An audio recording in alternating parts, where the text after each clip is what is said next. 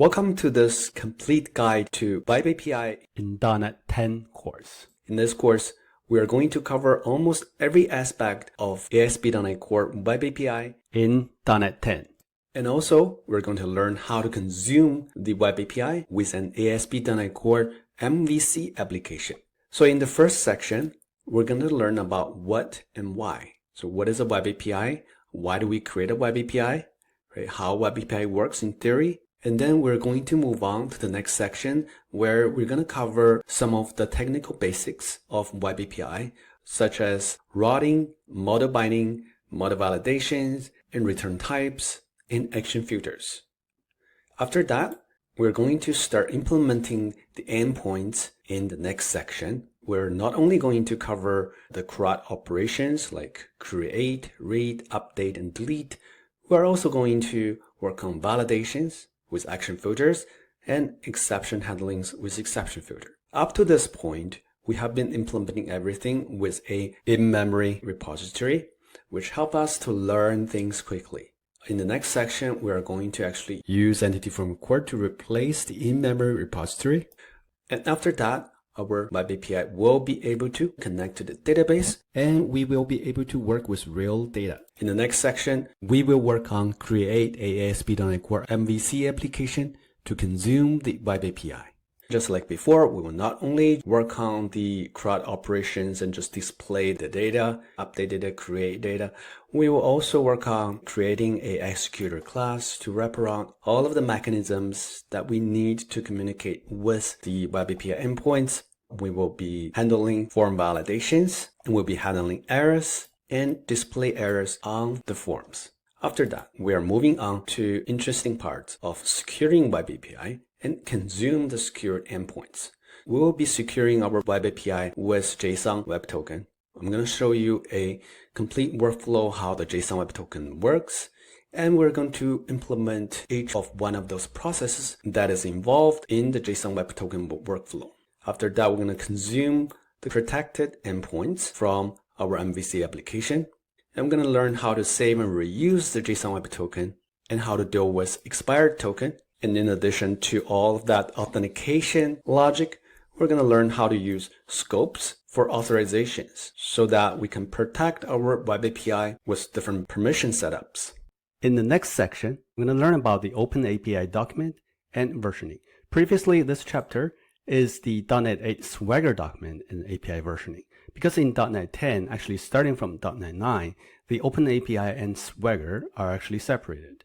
So we have Open API NuGet packages that supports creating Open API document instead of Swagger document. And based on the Open API, we can still use Swagger to visualize the document. So in this chapter, we are going to use Open API NuGet packages to create Open API document and use Swagger UI to visualize that. And also, we're going to add authentication and authorization requirement to Open API document. And after that, we're going to focus on versioning of the Web API endpoints. The problem with .NET 10 support is that in .NET 10, there are breaking changes in regards to Open API, and particular to this versioning part, it's not actually working properly for versionings. Although we are able to provide different versions of the Web API endpoints, we are not actually able to see multiple versions of documents properly. So therefore, I'm still keeping the previous versions of course where we have Swagger document and API versioning. So if you want to support multiple versions of documents, then try to reference this chapter. This new chapter will be updated once the bug is fixed by Microsoft. So try to return to the course and get updated content. Feel free to read the descriptions of the course on the landing page or check out the free preview lessons. I'll see you in the course. This is a new series, and in this series, I'm going to update my existing course on Web API to use .NET 10. In this first video, we are going to talk about what is Web API and why we create Web API. API stands for Application Programming Interface. And the purpose of an API is to help software applications or components interact with each other. So you would have application 1 or component 1 trying to interact with application 2 or component 2. So usually how do we do that? We use an API to facilitate the communication between the two components. But a web API is apparently a specific type of API that allows two software applications or components to communicate with each other over the internet. So the only thing that is different is here, instead of just going through internally on the same server, web API would help the two components communicate or interact with each other through the web. Let's look at an example why we want to create web API. In the past, developers used to create monolithic applications.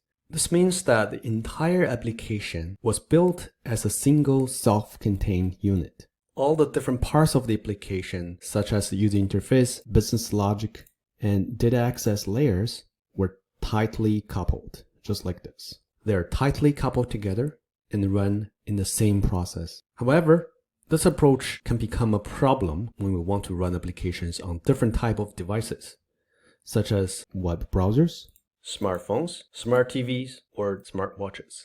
But if we want to stick with the monolithic approach, we would need to create different versions of the same application for each type of the devices. This can be a lot of work and can lead to duplicate efforts. Right? You can see that each different platforms would probably require different applications, provided that the operating system is different. They're usually different. So to address this issue, we can divide the application into smaller independent components. Right? Instead of let them tightly coupled together, we can separate them like this. Right? Separate them into UI layer, business logic layer, and data access layer.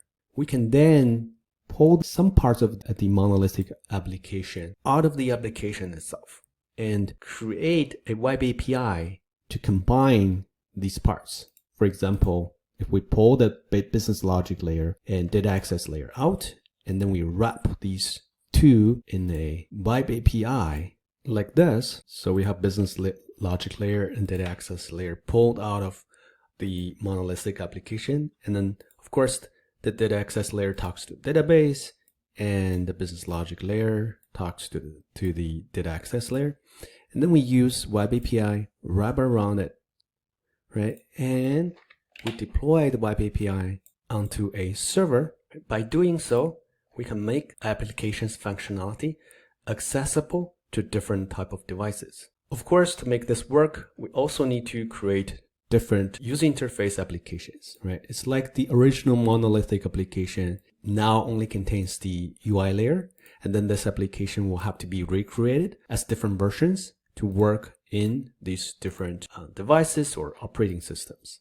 And then these applications would invoke the web API endpoints in order to get the functionalities. So by doing so, we can make the application more flexible and accessible to different type of devices. This can save developers a lot of time, as we do not need to create different versions of the same applications, right? Same monolithic applications for each type of devices. Well, let's consider another example why we create web API. Many companies collect large amount of data as part of their business operations. For example, social media companies, e-commerce companies, weather or location data companies, financial companies, or IoT companies, Internet of Things. These companies all collect significant amount of data, and this data is highly valuable. These companies often want to make it available to other developers to create new innovative services. To achieve this, companies can create web APIs that allow external developers to access the data. So you can just use web API to wrap around the data and then expose the data to other developers so that different services can be created, innovative products can be invented. So far, we addressed why we need web API, but what is web API in technical terms? So let's take a closer look at that. As we saw in the previous examples, right? API are usually created for two different scenarios. One is to share the data, which is the second example that we just talked about. And the other one is this example, which is the first one, that we're sharing the functionalities that is provided by the business logic layer. So first, we share data, this scenario, and the second, we're sharing the functionality from the Web API. But no matter what the Web API provides, the content is provided through functions, right? Think of them as similar to functions in programming language. But these functions, instead of being called by other functions in the same program, they are accessible over the internet and are usually called by other applications, typically through the HTTP protocol. So therefore, in short, Web APIs are simply a set of remotely hosted functions, right? So these functions are not on the same machine and being called by other functions in the same program, in the same application, within the same process, but they are hosted remotely. So a set of remotely hosted functions accessible over the internet or over the web, typically through the HTTP protocol. That's the simplest definition I can come up with to technically define what is a Web API. So in essence, Web APIs are simply a collection of remotely hosted functions that can be called by other applications over the internet. This makes it possible for applications to share data and functionalities with each other, and it is a crucial part of modern software development. In this video, I would like to explain how a Web API works in theory. Like I mentioned before, Web API is usually used to either share data or to share functionalities. So let's use sharing data as an example to illustrate how Web API works. We already know that in technical terms, Web API is just a set of remotely hosted functions that run on a server. In our example, these functions access a database to share the data. And typically, data operations include create data, read data, update data, and delete data. These are so-called CRUD operations. In order to make these functions be exposed outside, we have to create a Web API application. A Web API itself is a type of application that runs on a server. So let's use this rectangle to represent the application itself, right? The Web API application itself. Now, this application has to run all the time in order to wait for the caller's requests to come in, right? So let's imagine that this Web API application runs as a console application. So if you have learned C# before, you know what a console application is.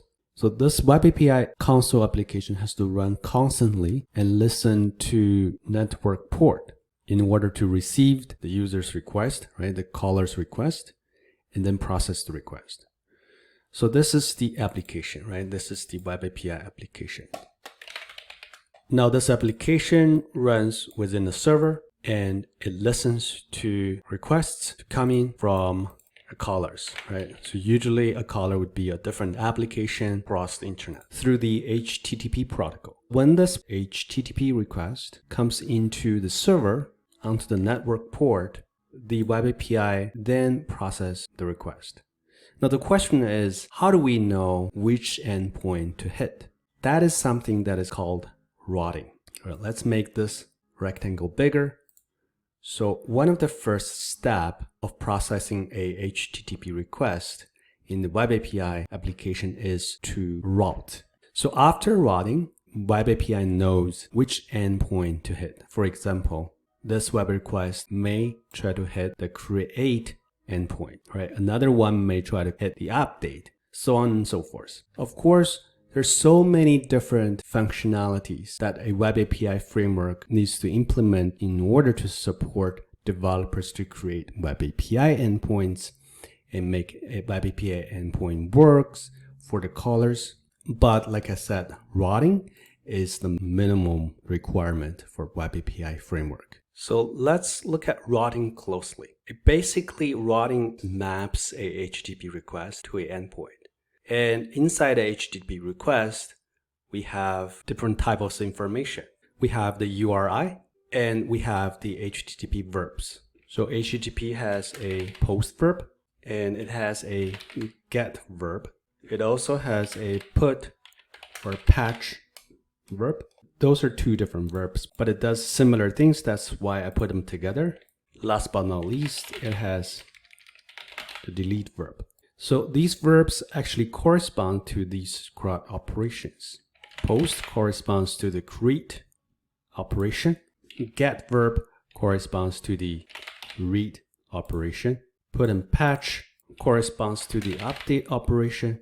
And the delete verb corresponds to the delete operation.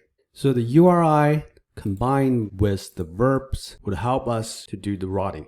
Like I said, there are so many different aspects or requirements that a web API framework needs to implement, but routing is the minimum requirement.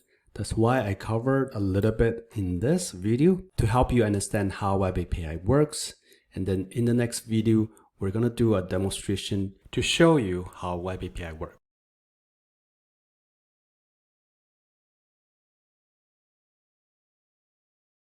In this video, I'm going to demonstrate how Web API works with ASP.NET Core Minimal API. What I have here is Visual Studio 2022 preview version, and I have installed .NET 10 preview 4. So let's go to File and try to create a project.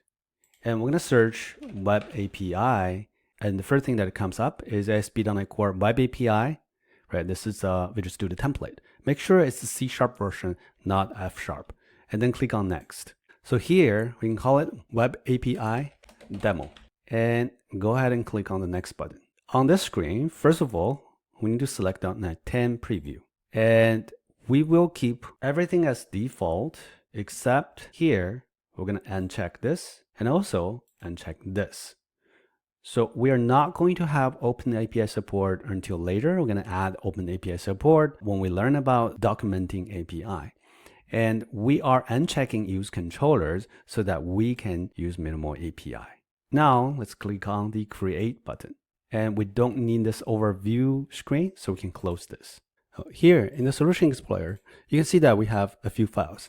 And one of the new files, comparing with previous version of .NET, is this project.http file. So if you open this up, you can see that this is actually including HTTP request. And the purpose of this file is to help developers to test the web APIs more easily. But we are going to talk about testing web API later. We'll come back to this file, but for the time being, let's delete it so that we don't have to worry about it. And you can see that we have a program.cs file. So this program.cs file, it's like a console application. When you run it, it actually runs as a console application. So let's actually give it a try. Right, without doing anything else, it already has some code in the template. Okay, so the application started. You can see that it has some logging here, right? The logging shows us that the application is listening to the localhost at the 7103 port. Okay, this is for the HTTPS protocol. And for HTTP protocol, it's listening to 5250 port, right? So this is what I mentioned in the previous lecture, where I said that the web API application runs a console application constantly listen to requests to come in. Okay. Where does it listen to? It listens to a particular port. And I'm demonstrating that that's actually the case. It's listened to localhost, which is my computer itself, and then it's on two different ports due to two different protocols. So where is this port configured? You can go to Properties here. Open up the Properties folder, and you can see we have a launch settings.json file. Open it up, and you can see that the port number is configured right here. For HTTP, the port number is 5250, and for HTTPS, the port number is 7103. That's this part of the diagram. And then we need to look closer at the routing, which, like I mentioned in the previous video, there are two parts. Right? One is the URI. The other one is the verbs. Let's look at them now. So we have some code already here. First of all, let's stop this. And then let's delete this class because we don't need it. Let's delete all of this. So you can see that here's the minimum code. We have this builder to build the application. And after building the application, we have the application, and then we say run. After we say app.run, the console application just runs constantly and listening to specific ports. This is just something that it tells the BiBPI application that if we receive a HTTP request, then it will redirect to HTTPS. In other words, it's always going to the safest port, which is the HTTPS port. Okay, let's look at the routing now, right? So let's look at how the routing works. First, let's imagine that we're creating an application for a company that sells shirt online. Then the API will enable the user to search for shirts, to add a shirt, to update a shirt, or to delete a shirt. Right? For that, we'll need a URI like /shirts to get all of the shirts. Remember that we're also looking at the verbs. To read all of the shirts, we're using the get verb. So go back to this. So to read, so here actually, this is a read, right? To read, we're looking at the get verb. So we're going to say /shirts. So this is the URI part, this is the verb part. What it means that if there's a request that comes in with the URI, like /shirts, and the verb is get, then it's going to execute this function. Right? So we're going to use a arrow function. So this maps to this function that is hosted remotely. And what we're going to do is we're going to return rating all the shirts. Of course, we're returning this message just for demonstration purpose. In the real BiBPI endpoint, you're supposed to return all of the shirts in different formats, usually in JSON format, right? So you need to return a JSON array that contains all of the shirts. But right now, we're returning the message just for demonstration purpose. And then now let's create another endpoint, which is going to map to the request where the user wants to see a particular shirt. And for that, we can allow the user to provide the ID, and then we're going to receive that ID right here in the arrow function. We use string interpolation. I'm going to say rating shirt, which shirt? This shirt, with ID like that. Okay, so this is going to tell us which shirt with which ID we're rating. And then we are going to create a shirt. Okay? And for that, we're going to map to the post verb.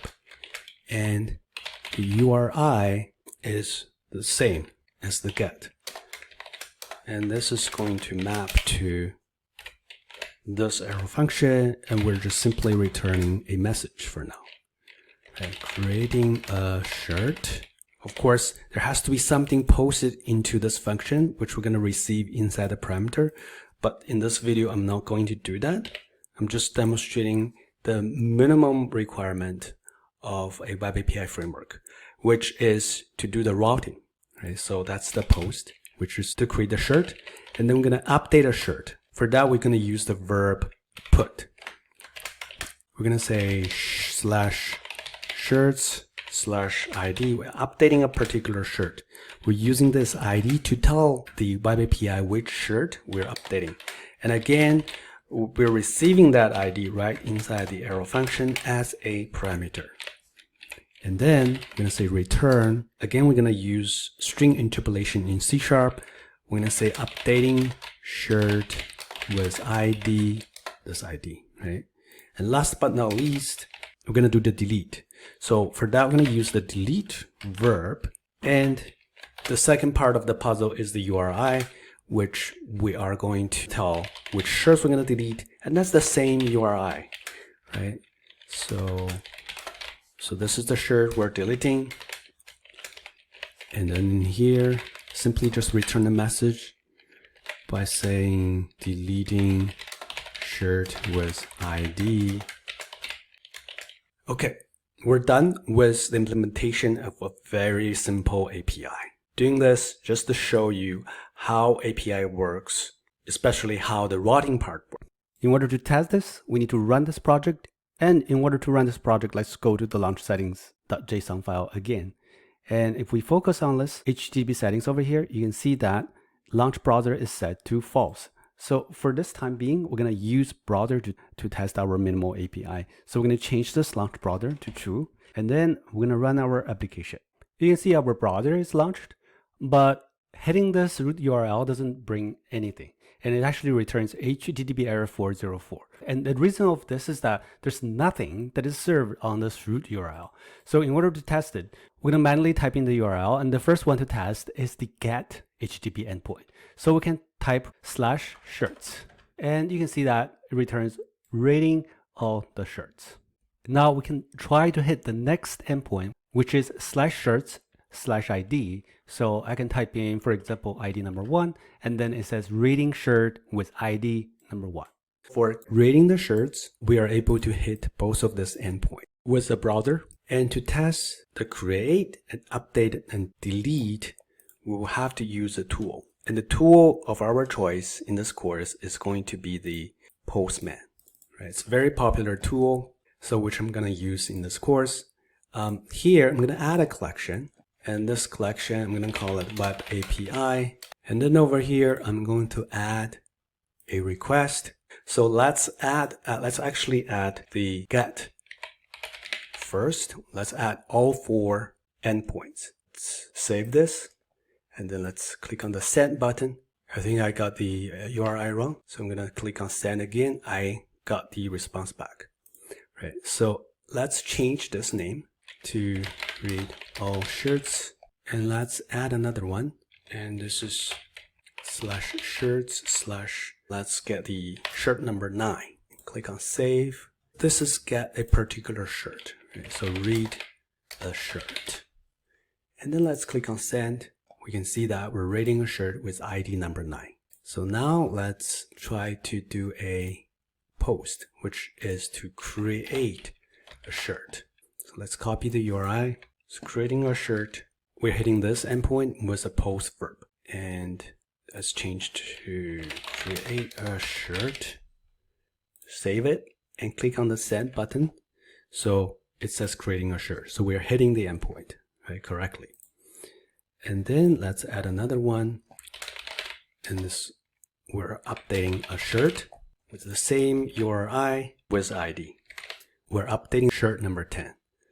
And this verb has to be put. Clicking on send, we're hitting the endpoint, we're getting the message back. Now let's do our last one, which is the delete endpoint. And we're deleting a particular shirt with the delete verb, same URI as the update, or as the read a particular shirt, but different verb. Right, clicking on the save button and then the send button. Now we're getting the correct message. And this is a basic overview of how a web API works. And you can kind of foresee that your work as a developer is mainly inside here. You're going to implement all of the logic inside these arrow functions. Of course, it's not a good idea to put all of your code inside this one function. You may need to consider architecture, which I'm going to introduce later. Right? You may need to create different classes to handle different operations. But this is the basic. To sum up, let's go back to our diagram again. We have the web API application running as a console application, which you have seen here, right? It's constantly running and listening to specific ports. As soon as there's a request come in, the first job that it does is to do the routing, which is to map the request to a particular operation. And how does that work? It's using a combination of the URI and the verb to map to the endpoint. I have demonstrated here the URI and the verb map to this particular function, which is the remotely hosted function over the web. That's how we defined web API technically. Each one of these combinations map to a different function. I hope this demonstration have given you a basic understanding of how web API works. And I'll see you in the next video.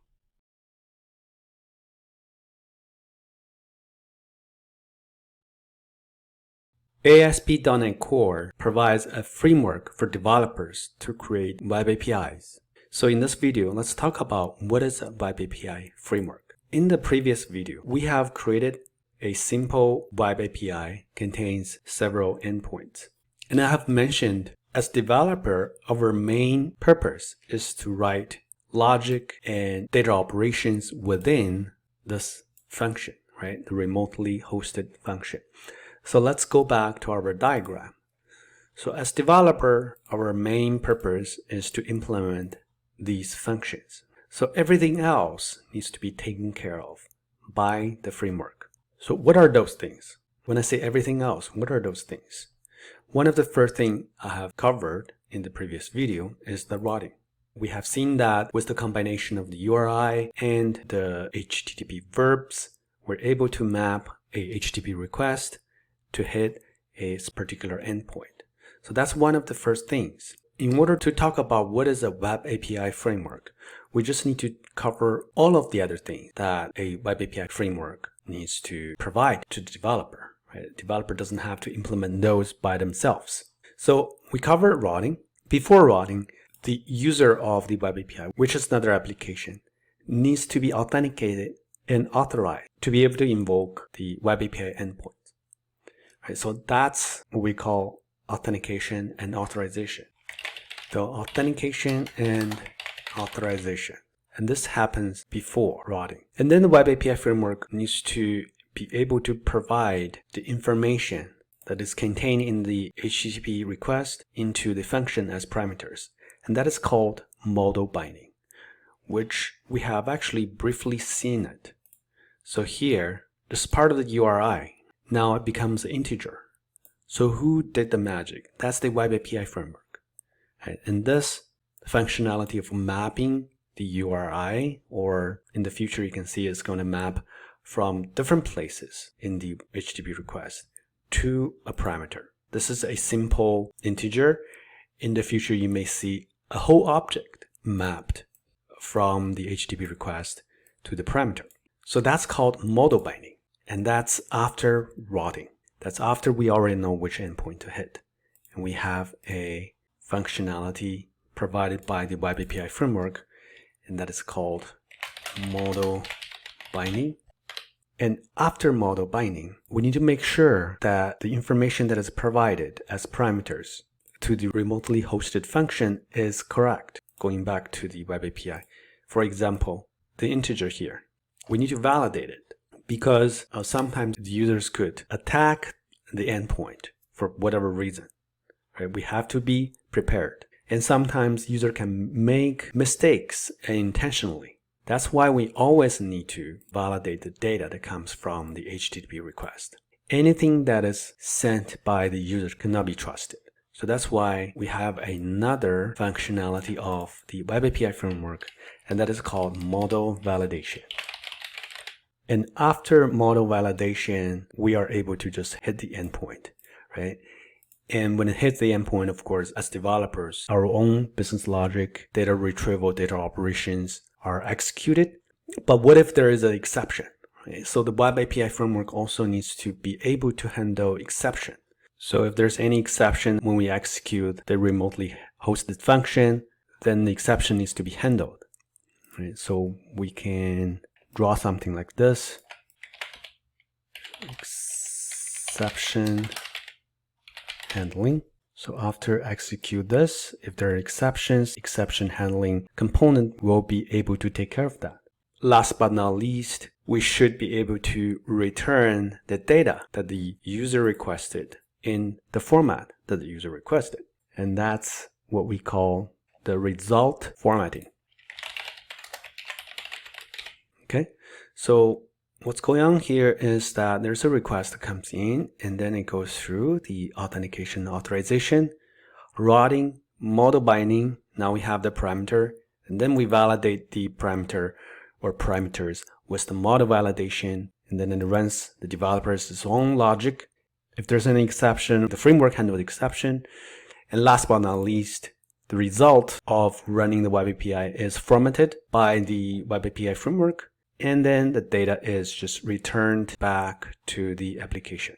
So the HTTP request goes into the Web API framework, And then the HTTP response, which is this line that is being highlighted, comes back to the user, which is the application. See, that's almost all of the functionalities that a Web API framework needs to cover. It doesn't have to be Microsoft's ASP.NET Core Web API framework. Any Web API framework will need to do similar things. I hope this is helpful for you to understand what a Web API framework is. And in the future, we will cover each and every single one of these components in the Web API framework. For you as a developer to understand how these things work is very important, so that you're able to focus your energy mainly on implementing the logic and data operations. Okay, I'll see you in the next video.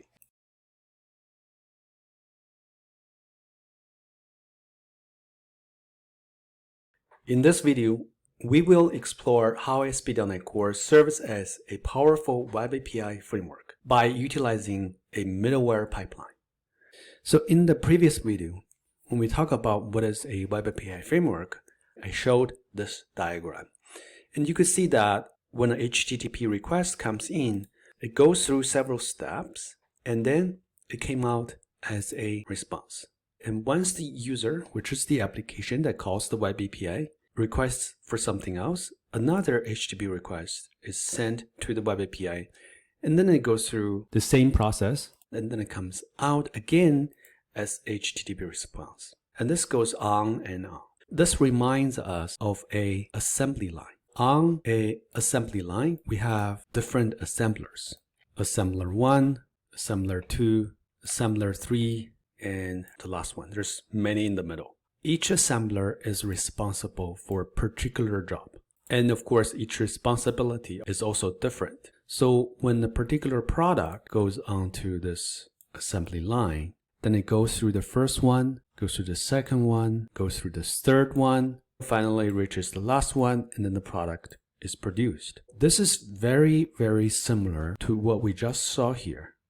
This request is, you can consider it as some sort of message, right? And this message, similar to a product on an assembly line, goes through the first assembler, which is the process 1, right? Process 2, and process 3, until it reaches the last one, then it came back. Microsoft came up with a similar terminology. Microsoft called this a middleware pipeline, and each assembler is called a middleware component, right? So we have the first component, second component, third component, many components in between, and of course a message goes in and goes through these components, and each component does its own job to the message until it reaches the last one, and then this message is returned back to the caller. So again, this assembly line, now in Microsoft terminology, we call this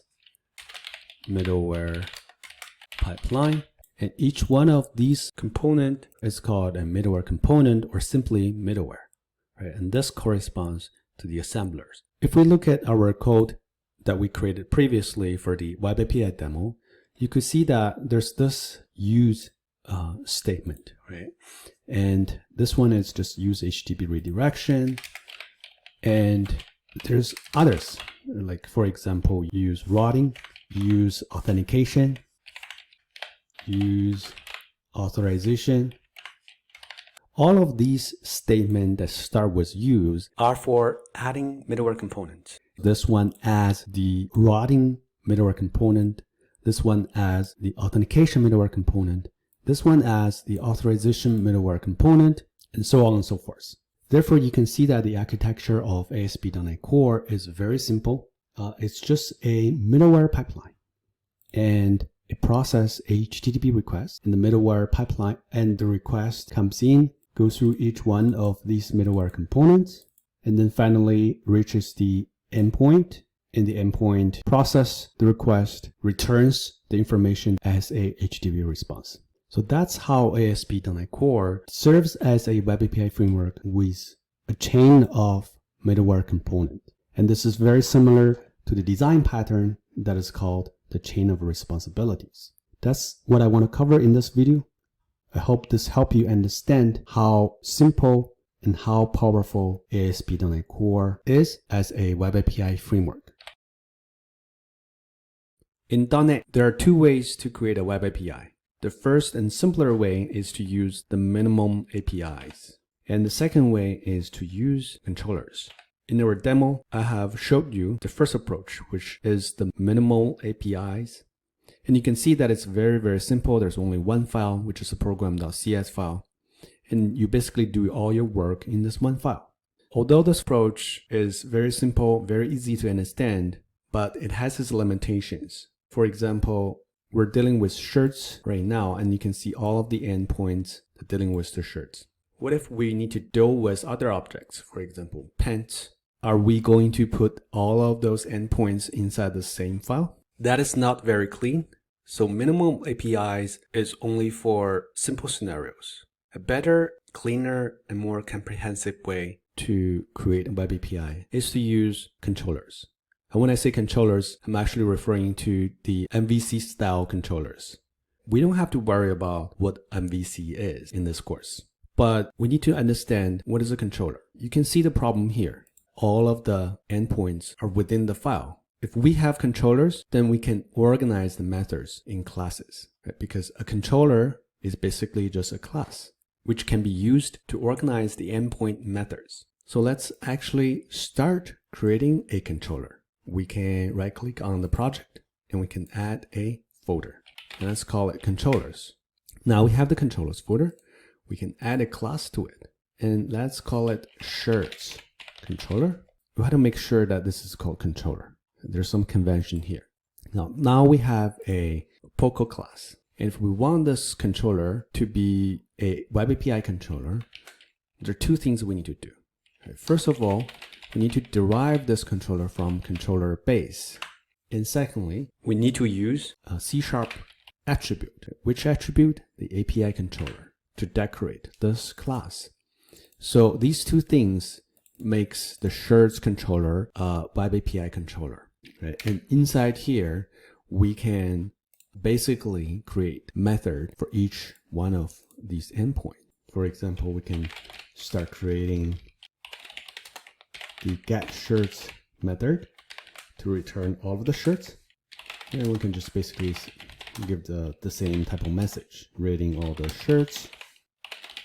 And the second one would be getShirt by ID. And then here we're going to say rating shirt, which ID. We can use string interpolation. And then here we'll have our create shirt. And the message is creating a shirt. And we're going to have our update shirt, which takes a parameter. The message would be updating shirt. Last but not least, we have our delete shirt method, and message is going to be deleting shirt. So now we have our controller, and you can see that this approach of grouping the CRUD operation methods inside a controller is a pretty good architecture. So if we were to create a set of endpoints for pants, then we can just come over here, create another controller, and we can call it pants controller. We can do the same thing. I'm not going to actually do it, but as you can see, using controllers is a much cleaner way to create Web API endpoints. And because of that, we have much better maintainability in our code base. So now the question is, given a HTTP request, how do we map that HTTP request to a particular method inside the controller? I'm going to talk about that in the next video. To sum up, a controller is basically just a class, and there are two things you need to do to make it a Web API controller. One is you have to derive from the controller base class. Secondly, we need to use the API controller attribute to decorate the controller class. So as long as you have these two things for the controller, and then you call this class something controller, then your class is a Web API controller class, which can be used to specify the endpoints for your Web API. In the next lesson, I'm going to talk about how to map a HTTP request to a particular endpoint inside a controller for a controller-based Web API. I'll see you in the next one.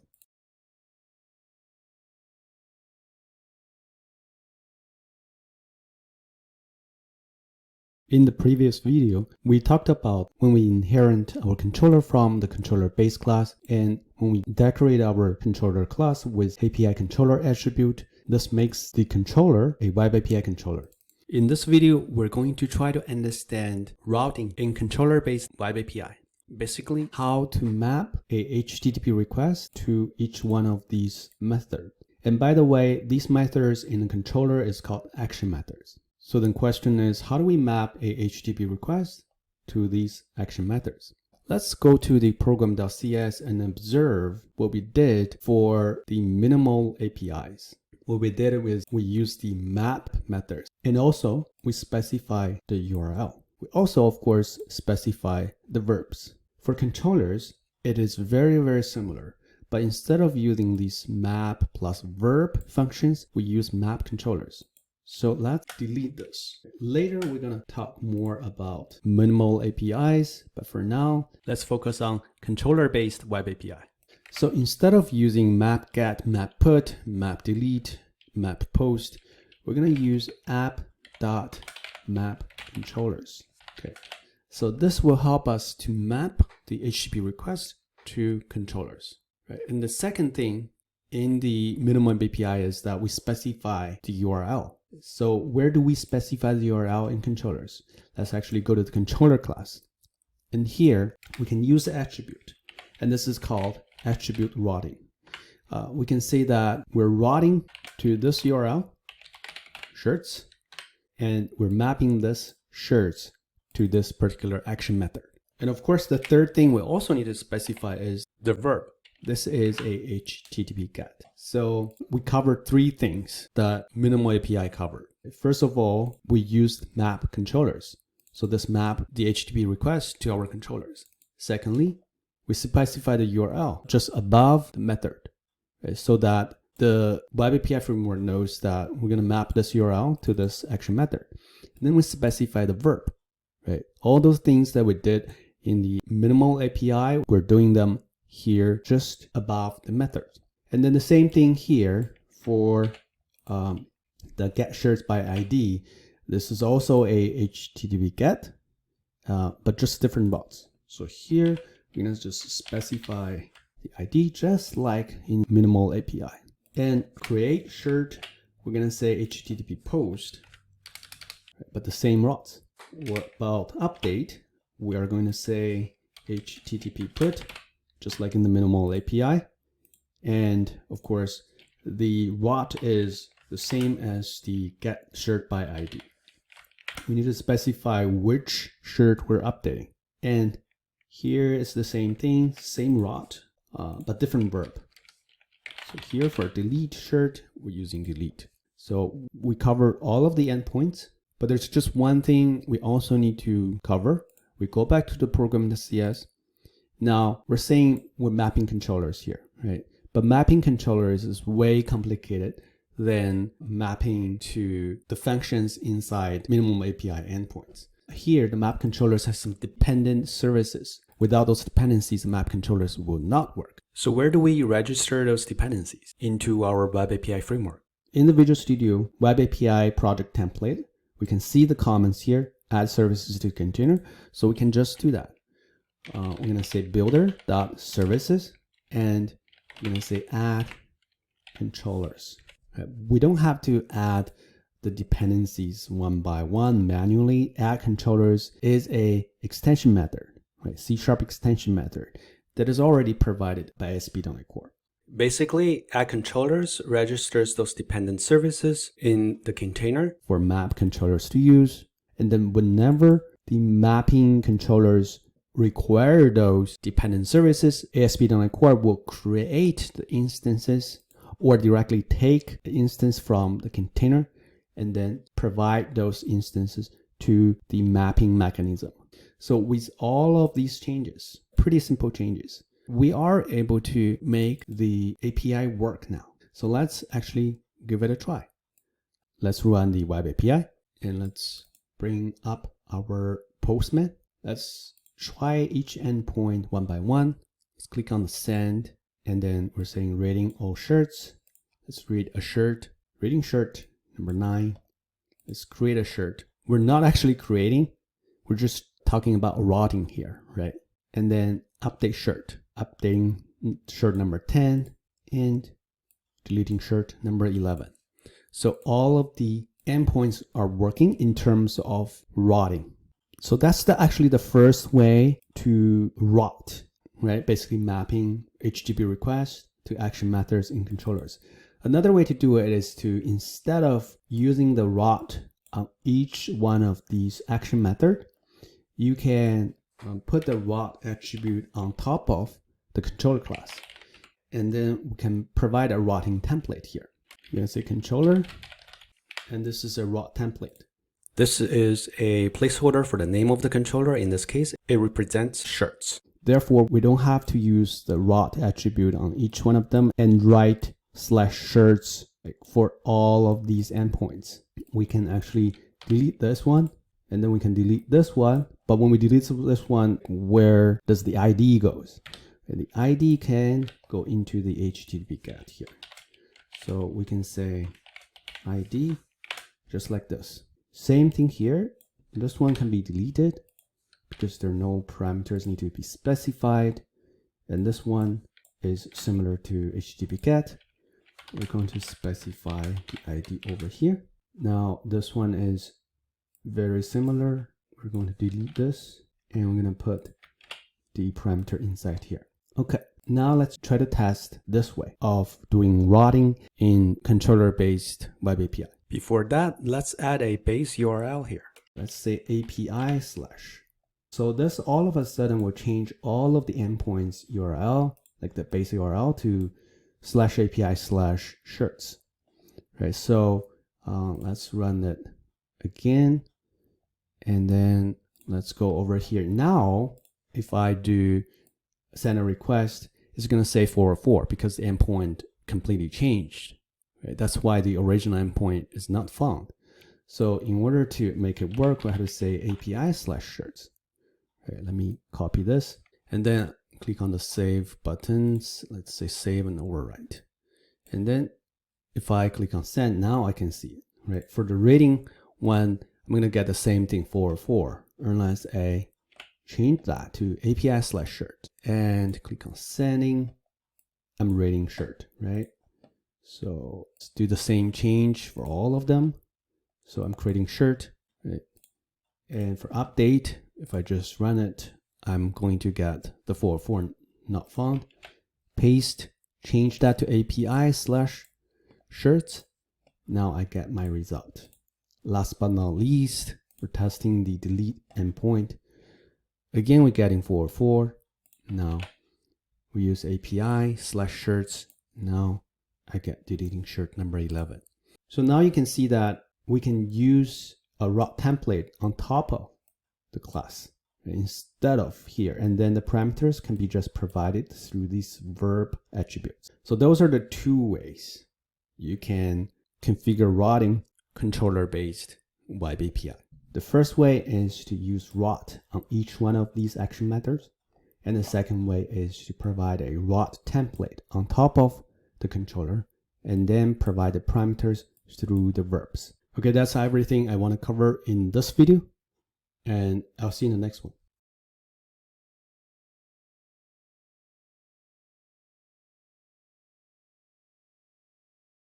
In this video, we're going to talk about model binding in ASP.NET Core Web API. So what is model binding? Model binding is the process of mapping data from HTTP request to the parameters of an action method. In this particular action method, you can see an example. The ID is mapped from the route of the HTTP request into the integer parameter of the getShirtById action method. So since model binding is mapping data from HTTP request to our action method parameters, then we have to know where the data is actually stored in the HTTP request. Let's look at this picture. And this is basically the anatomy of a HTTP request. We have a HTTP request like this. And this is the verb, right? The HTTP method.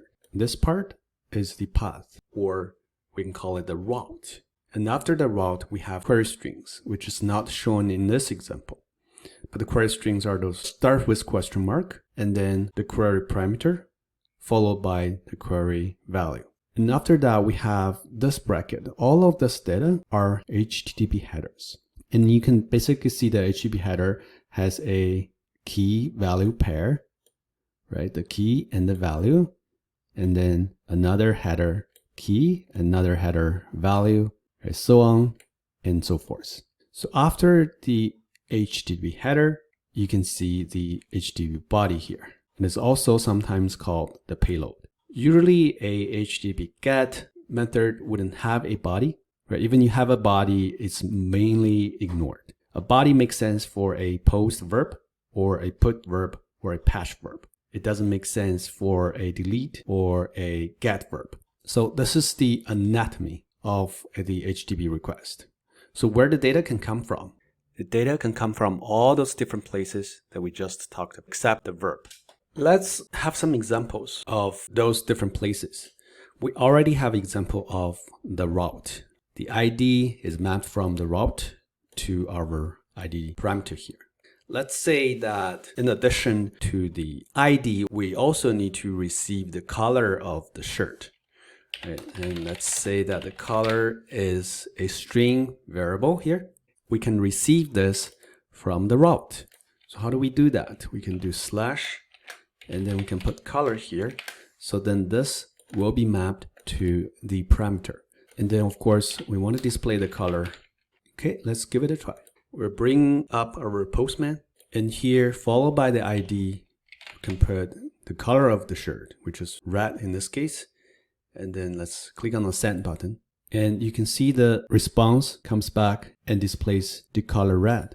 This example shows that data can be mapped from the route to the parameter of the action method.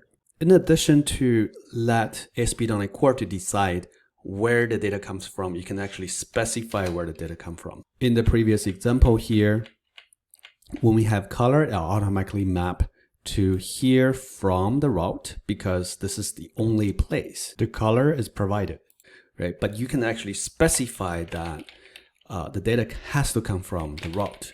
So in this case, you can say from route. Then if the data come from somewhere else, it's going to throw an exception, right? Basically saying that you're missing the color parameter here. So where else it can come from? It can come from query string. So let's remove this. Now let's test this. If we send this request without providing the query string, you can see that the color field is required. That is basically a 400 byte request. But what we can do is to attach a query string, and we're going to say question mark color equals, let's say blue this time. Now let's click on the send button. You can see a HTTP 200 returned, and we're receiving the correct message. Now we have demonstrated from route, from query. I can also demonstrate that the data can come from the header. So in this case, I'm going to specify the color is going to come from the header. Remember that header has a key value pair, so we can specify what the key is. In this case, the name. Right, so I can say that the key is color. I'm going to run this, come over here, go to the header. We can add the header here, and the key is color. And here we're going to say purple. And let's click on the send button. Now we are receiving the correct message. The color purple comes back. So this example demonstrates that the data can also come from the header. And in order to do that, we can specify the name of the key. Okay, so I have showed the data come from the route, from the query string, from the header, and those places usually we're binding primitive type of data. That means like a number, a string, so those kind of things. So now it comes to model binding from the body. Let's delete this, recover to the previous state. Now, when we provide data through the HTTP request body, we're usually using the post or the put. So let's using the post as example. We're posting data through the body. When we do that, we're usually posting complex type of data. And to demonstrate that, I'm going to create a class. And first of all, I'm going to go over here to the project, and then I'm going to create a new folder. I'm going to call it models. And under the model, I'm going to create a class. And I'm going to call it shirt. And of course, a shirt will have a shirt ID. It will have a brand name. Here, I'm allowing the brand name to be null, so I use question mark. And it's also going to have a color property, a size property, and a gender property, allowing it to be null. For color, I'm allowing it to be null, so I'm using question mark all over the places. And last but not least, I'm going to have a price property here to store the price of the shirt. Now let's use the create shirt action method as an example. When the create shirt action method is triggered, we want to receive the shirt that we want to create. And then we can specifically say that the shirt should come from the body. And let's give it a try. Let's actually set a breakpoint here, and then let's run debug. And let's go to our create shirt method. Currently, we don't have anything in the body. So let's click on raw and let's select JSON. We can come up with a shirt. So let's say the shirt ID is 1 and the brand name is, let's just say my brand. And if I click on the send button, now my breakpoint is triggered. If I hover over the shirt parameter here, I can see that I actually received the data. Shirt ID is 1. My brand name is my brand, and everything else is the initial value. So now you can see that we are able to post complex type of data through the body. Another place where we can post complex type of data is from the form.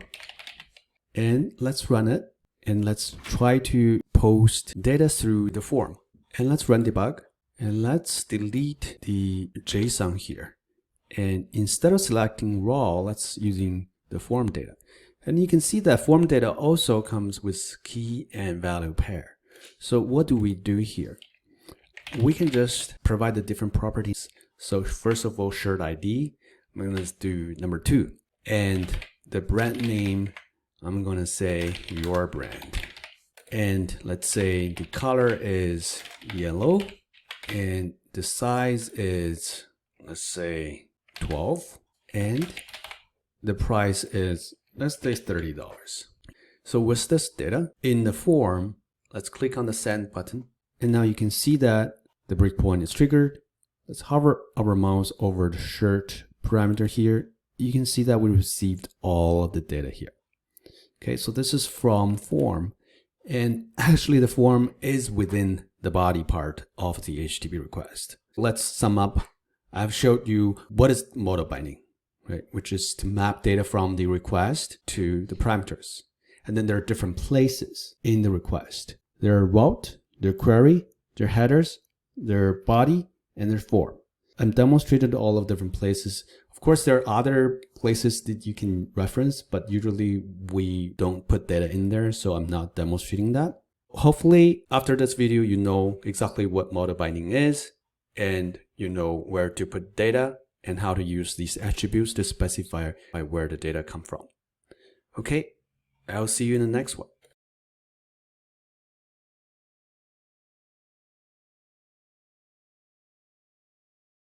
In this video, let's talk about model validation. In the previous video, I have covered model binding. So model binding happens before the action method is triggered, and is responsible to provide the data as a parameter to the action method. But what if there's something wrong inside the data, right? Who's going to validate that? As a developer, we definitely can do that manually inside the action method. We can examine the parameter value and make sure that everything is valid. There's nothing wrong with the data, and there's no chances to break our application. Yes, we can do that manually, but ASP.NET Core Web API framework provides that functionality for us already, and that's called model validation. Model validation is triggered in between of these two steps. And if there's anything wrong, it's going to spit out a nicely formatted message to the caller. There are a couple ways to take advantage of model validation that is provided by the ASP.NET Core Web API framework. One way is to use data annotation. And that's what we are going to cover in this video. To use data annotation, we should go to the definition of the parameter type, which is the shirt class in this case. Let's go to the definition, and we see a bunch of properties. And we need to annotate on these properties to specify certain business rules. For example, if we require brand name always to be there, then we can say required. And you can see that once I tap, the namespace will automatically be imported. This namespace appear here. Let's say that color is always required, but size is not always required. So in that case, instead of using integer, I'm going to use integer question mark to specify that the size is nullable. Let's say gender is also required, so I'm going to use required as well here. And price is not always required, so let's use a question mark as well. So this is a very simple annotation coming from the data annotation namespace. And this namespace has nothing to do with Web API. So you don't need to worry about introducing any extra stuff that is related to the Web API framework into our POCO class, plain old C# object. So basically I'm saying that these attributes are not changing the nature of the class, so you can feel free to use it. Once we put in annotations on the properties of the and use that class inside the action methods, ASP.NET Core Web API will automatically use those annotations during the step of model validation. So whether you do anything with the shirt class or not, model validation will always happen there. It's just that when you have those annotations on the properties of the incoming class object, model validation will know how to validate those properties of the object. So let's give it a try. Let's run the Web API and let's bring up our Postman. So instead of using form data, let's switch back to raw and using JSON. First of all, our shirt ID, let's say 1. And if we don't provide anything else, and let's just send this to the endpoint and see what's going to happen. So I'm clicking on the send button. Now you can see that we have an error message, and it tells us that the brand field is required, the color field is required, and the gender field is also required. The HTTP code that is returned is 400, which means it's a bad request. So who actually spit up the error message? It's the model validation of the ASP.NET Core Web API framework that actually happened before the method is triggered. Because you know that if the method has already been triggered, then we know that we are going to get this particular message. But instead of getting the particular message, what we got is this message that comes back as a JSON. And it tells us exactly which field is wrong. So because of this, you know that model validation actually happened after model binding and before the action method is invoked. So let's actually make this endpoint work by specifying the brand.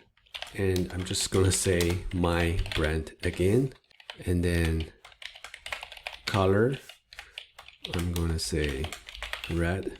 And gender, I'm going to say male. So with all these required properties provided, if I click on send, I'm expecting this is going to pass and we're going to get HTTP 200 as the response. And I'm clicking on the send button now, 200 OK is back. And we're seeing the message creating a shirt. So just to sum up, in order to take advantage of the model validation that is provided by the framework, one of the first ways that we can use is to use data annotation. And for that, we can just use data annotation attributes to decorate the properties that we want to validate. And in this video, of course, I only use the required attribute, but there are so many other attributes we can take advantage of. Let's take a look at the other attributes in the documentation from Microsoft. So you can see that under the data annotations namespace, we have so many different classes. We use the required attribute here But you can use other attributes. For example, you can use a range attribute to specify that a particular number has to be inside a range, right? And a phone attribute to specify that the data field value should be well-formed phone number. And a URL attribute provides a URL validation to make sure the provided string is in a URL format. And a compare attribute to compare two different properties. You see that there's so many different things you can do with the data annotation attributes under the data annotations namespace. So that's the first way you can take advantage of this model validation step inside the Web API framework. Okay, I'll see you in the next one.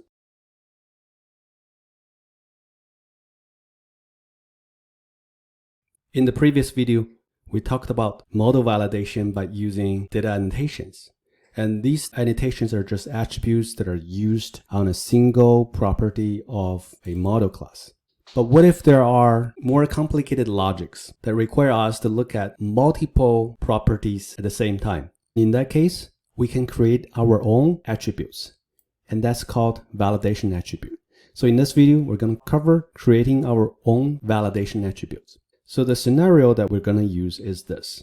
For men's shirts, the size has to be greater than 8. Anything that is lower than 8 is not valid. For a women's shirt, the size has to be greater than 6. Anything that is lower than 6 is considered invalid. Right? So there's some kind of logic there that we have to use 2 or more different properties, combining them together to determine whether the input is valid or not. So this kind of validation has to be done with custom validation attributes. Okay, so let's go ahead and create that. Let's go to our solution, and we have this models folder. Typically, you're going to have multiple model classes under the model folder. For validations, one way we can do it to organize these classes properly is to create a subfolder, and we're going to call this folder validations, and we're going to create validation attributes under this validations folder. So let's go ahead and create a new class, and I personally want to start the validation class with the name of the model class so that I know that I'm validating a shirt. And what I want to do is to ensure the correct sizing. So ensure correct sizing, and I want to call it attribute.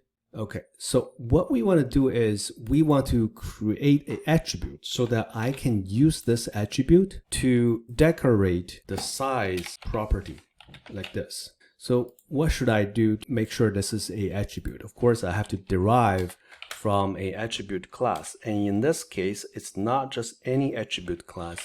It's called the validation attribute right here. And then what I need to do is to override the isValid method. I'm going to choose the second one that has the validation context. Okay, let's go back to the shirt, and let's do a control dot to import a namespace. I can see that this one is a valid attribute. In fact, I can remove the attribute and it's still working. So let's go back to our validation attribute. What we need to do is we need to get the model object from the validation context. So I'm going to say shirt, and I'm going to say validation context dot object instance as a shirt. Why we are sure that this is a shirt? Because we are using this to decorate one of the properties of a shirt object. So that's why we are sure that this is going to be a shirt. And therefore, we can get the object instance directly from the validation context. So now I have a shirt object. I'm going to say if shirt is not now, then I'm going to implement the logic here. So the logic is if shirt dot gender equals to men. So I'm going to say ordinal ignore case. So if it's equals to men, then I have to make sure the size is greater or equal to 8. So shirt dot size.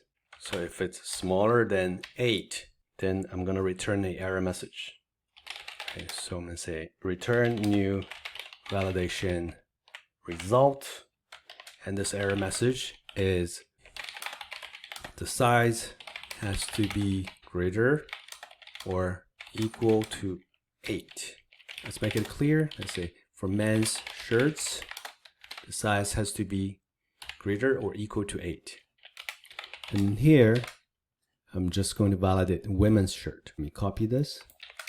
And I'm going to change to 6 and change this one to women. Then I'm going to change this message to 6 and this one to women. And of course, here you can see that it's warning us that this can be null. I'm going to say that if the shirt.gender is not null or empty, then I'm going to do the comparison. Right? Otherwise, this is going to be just a success. Validation result.success. So after we complete the validation attribute, we can just take the attribute name and put it onto the most appropriate property. In this case, we're validating sizing. So therefore, we're going to put this one here. Okay, I'm missing a if here. It's if. And now we can try this web API application. Let's run this and let's bring our Postman here. In this case that we tested in the previous video, so before we can test, we need to change this male to men. And then we can test sizing. So size, we say 3. I'm going to expect that it's going to say there's something wrong because the size is incorrect. Okay, it's telling me that for men's shirts, the size has to be greater or equal to 8. So let's use 7. Okay, testing edge case. Then it's going to be testing, we're going to test 8. Now it's correct, right? And then let's test another case. Let's say 80. That's a very big one. We should actually implement something to make sure that it's not going to be too big, right? But in this video, let's skip that. So it says 10 should be good. That's a normal case. All right, so let's change that to women. For women, number 6 should be good because it has to be greater than 6, greater or equal to 6. So that's fine. But number 5 is not good. You can see that it's telling us it has to be greater or equal to 6. And number 7 is a normal test case. Okay, and let's test another one. Let's say number 12. This means that our validation attribute is actually working. And this video shows you how we can actually create our own validation attributes instead of solely relying on the data annotations. Okay, I hope this helps, and I'll see you in the next one.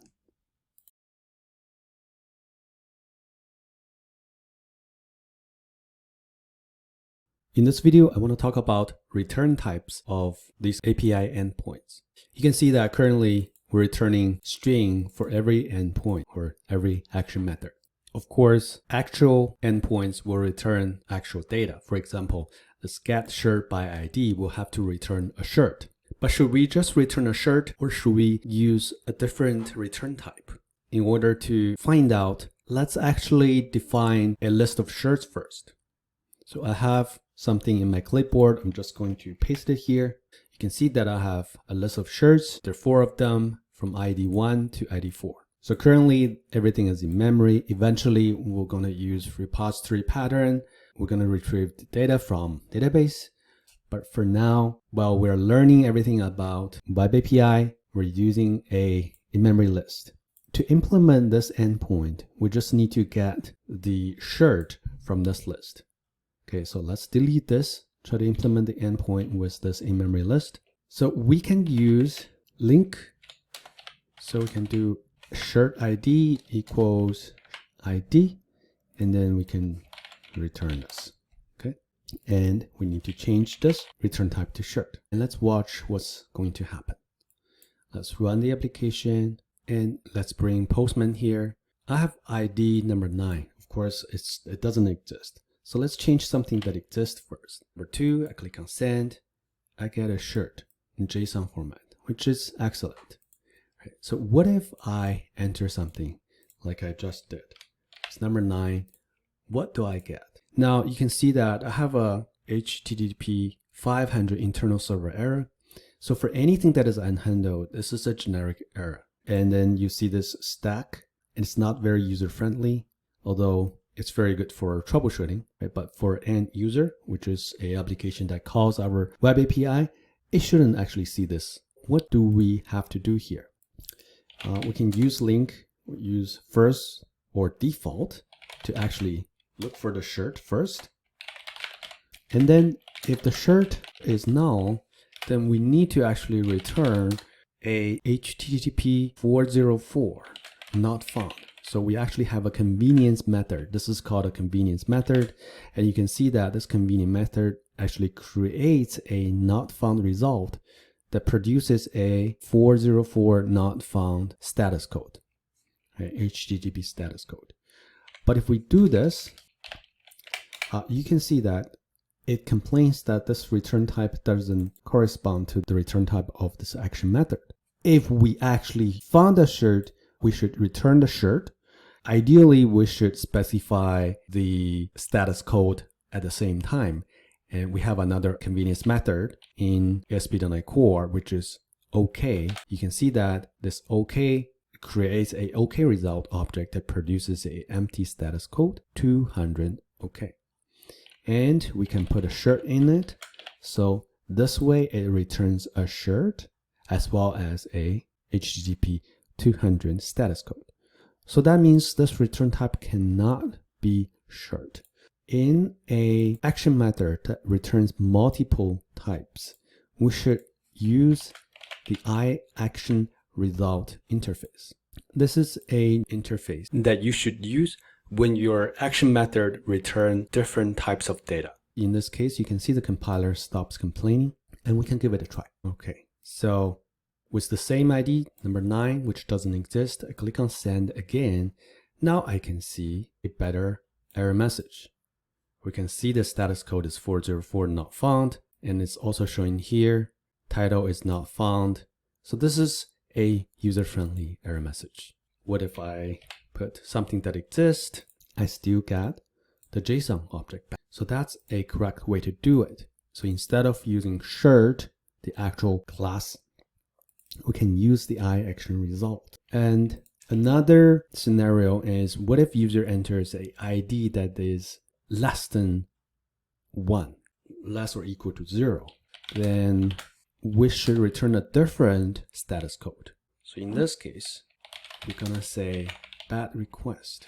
This is another convenience method that creates a bad request result that produces this status 400 bad request.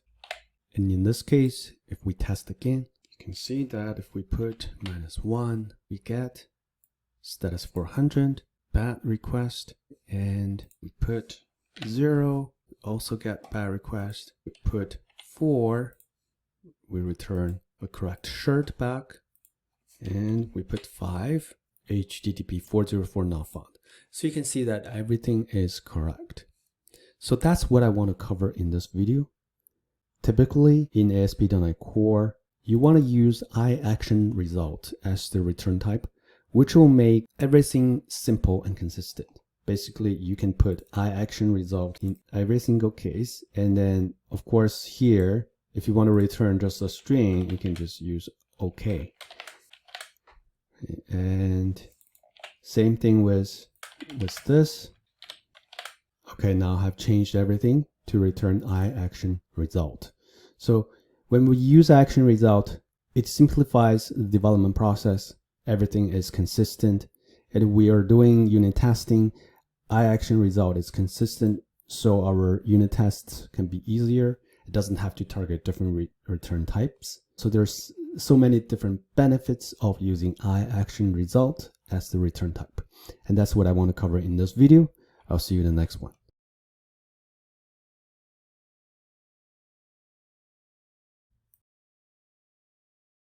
In the previous video, we have been using this in-memory list within the controller. Like I said before, eventually we're going to use repository to retrieve data directly from database, but we still don't want to have a in-memory list within the controller. We would rather have an in-memory repository that hosts the in-memory data in there. So in this video, let's go ahead and do that.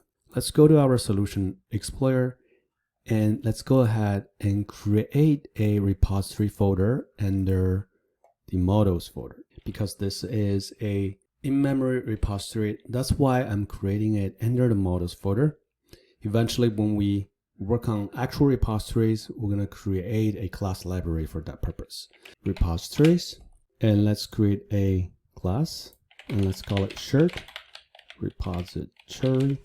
This is going to be, like I said, an in-memory class that hosts the data, and that's why I'm using a static class. And let's go to the shirt controller, and let's cut this and paste it over here. So of course this will become a static member that hosts the data inside the static class. And we will need two methods here at least. Right? The first one is that we need to be able to tell whether a shirt actually exists in the in-memory data store or not. Okay, so shirt exists, and provide ID here.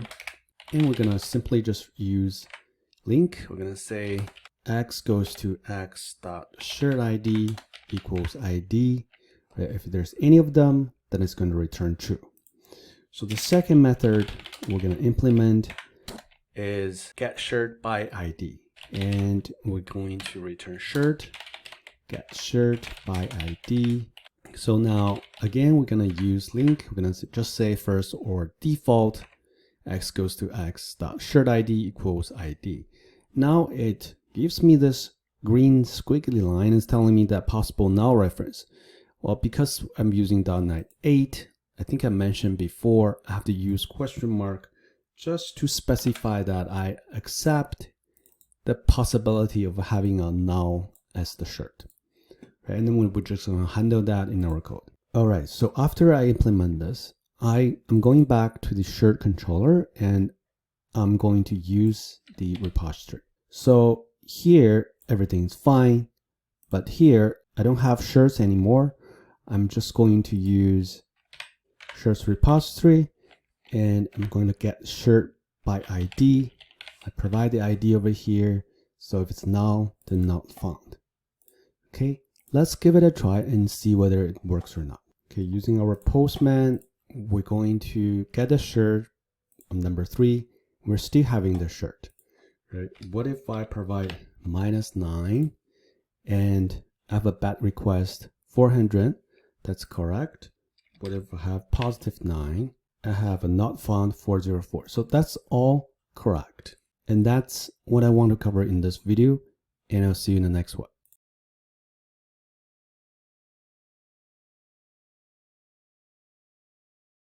In the previous video, we have used shirt repository, replaced in-memory list in the controller. In this video, we want to deal with these validations.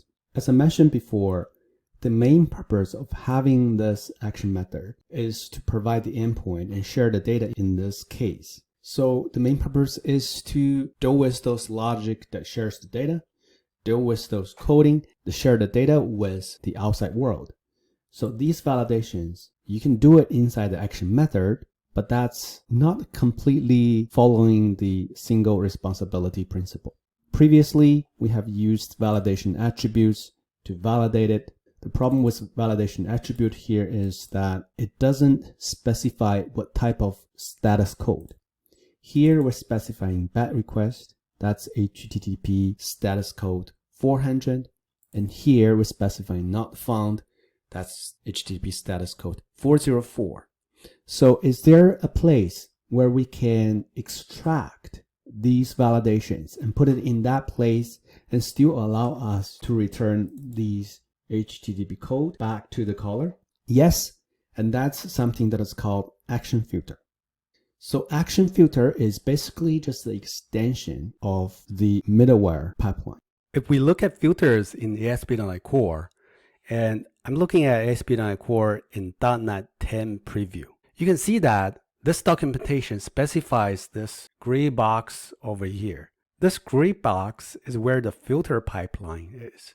You can see we have different middlewares, and the filter pipeline is basically an extension of the middleware pipeline. So in this gray box, you can see it says action invocation pipeline, right? So the action refers to the action method of a controller. So basically this is the MVC middleware. We extend this MVC middleware here into filter pipeline. So if we scroll down, you can see we have different filters that consist of the filter pipeline. And each filter, you can basically consider them as mini middleware. And we just basically call these mini middleware filters. So this gray box is basically reflected right here after the middleware here. And the request goes through each one of those filters, and it tells you where the model binding happens. And after model binding, we have ActionFilter. The ActionFilter is invoked before the action execution and also after the action execution. Eventually, the request goes out of the filters and all the way back to continue to travel into the middleware pipeline. And in this video, let's use the ActionFilter to do data validation. And because of that, we're going to use this before part in the ActionFilter. And therefore, we're going to extract this into an ActionFilter. Let's create a folder and let's call it filters. And inside here, let's add a class. And let's look at this. We're trying to validate the shirt ID, right? So let's provide some meaningful class name here. We're going to call it shirt underscore validate shirt ID filter attribute, and this is going to derive from ActionFilter attribute. And when we derive from that class, we can override a couple of methods. You can see that we have this onActionExecuting, which is triggered before the action method is executed, and then we have the onActionExecuted, which is triggered after the action method is triggered. So we're going to use the onActionExecuting because we want to validate the data. We don't want the data to come into the action method if it's invalid. And here, first of all, we want to get the shirt ID in order to validate it. So I'm going to say var shirt ID. And where do we get it? We get it from the context. And there is an action arguments. So this directly targets the parameter now. And we can just specify the name of the parameter. Okay, let's go back to the controller just to be sure what we're talking about. We're referring to this parameter of this action method. So eventually that filter attribute is going to be put onto this method, right? It's going to decorate this method. So we know that this is the parameter that comes into that argument array. That's why we're using ID here. And then we're going to convert that to an integer. But you cannot convert it to just an integer. We do it this way. You can see that it's going to say action arguments is not now here, right? It's dealing with those nullable thing. So we just need to specify this is a nullable integer. Okay. And if the shirt ID has value, that's what we want to validate, right? When the shirt ID has a value, we want to validate it. If it doesn't have value, it's a different story. We don't want to do with that in this action filter. So first of all, we can say shirt ID dot value. If it's less or equal to 0, what is going to happen here is that we are going to add an error to the model state. And we're going to say shirt ID, that's the key, right? So basically, which field has the problem? Well, in this case, we're not dealing with an object, but we're dealing with this parameter, shirt ID parameter. So shirt ID is having a problem. I'm going to say shirt ID is invalid. And then we're going to say context.result equals new bad request. See here, we can specify what type of HTTP response. So here, we just need to specify the model state here. So the next validation is to see whether the ID exists or not. And for that, we can use the shirt repository and we can say shirt exists. So you may have been wondering why we created this method in the previous video. That's because we're going to use it here. Okay, so I'm going to say shirt ID dot value. So if this doesn't exist, so that's a problem. And we want to short circuit the pipeline by doing this. So copy and paste that over here. And here the error message is different. I'm going to say shirt doesn't exist. and the response type is different. This is not found object result. Okay, going back to the shirts controller, we don't need this anymore because we are going to use the action filter to decorate this. And let's go to the action filter, just copy this part and put it over here. All we need to do is just to do shirt repository, and we're going to get the shirt by ID. We don't need any validation because we know that the filter is going to be triggered before this action method is invoked. Okay, let's give it a try. Okay, so let's test some proper test case. Number two exists. Let's say number three also exists. Beautiful. What about -1? We get this error message and it says shirt is invalid. And what about number 19? And we have another error message and it basically says shirt doesn't exist. Okay, and that's what we want to see. That's exactly what we want to see. However, there is a problem. You can see that this error message is inconsistent with the error message that we got from, let's say the create shirt. We got this type of error message. So this is from the validation attribute. And it's actually, when we have a minus value, you can see this error message is also different from what we got in the validation attribute validation. So how do we fix that problem? It's very easy. Let's go to the shirt validation attribute here, right? This filter attribute here. And instead of passing the context model state here, we can create a problem detail object here. So problem details equals new validation problem details. And here we just need to provide the state, right? Instead of providing the state directly to the request, the bad request object result, we provide it over here. And also we can specify that the status is status code 400, so 400 bad request. And then instead of providing the model state, we can just provide problem details object as the input parameter. Okay, and we're going to do the same thing for the existence checking. Put it over here. We use the model state inside. We just need to change this to 404 not found. Okay, and we're going to again use the problem details instead of the model state. So let's give that a try. All right, so we are looking at get a shirt. The parameter is -8. So now we're having very similar format of the error message, right? Comparing with this one, it has title status errors, and this one also has title status errors. And what if I put 88? So this one doesn't exist, shirt doesn't exist, and we have a 404 not found status code. So in this video, you have seen how we can use a action filter to do the validation. Like I said just now, when we use the filter attribute to do validation, we can return different results, and that's what we like. Okay, so that's everything I want to cover in this video. I'm going to see you in the next one.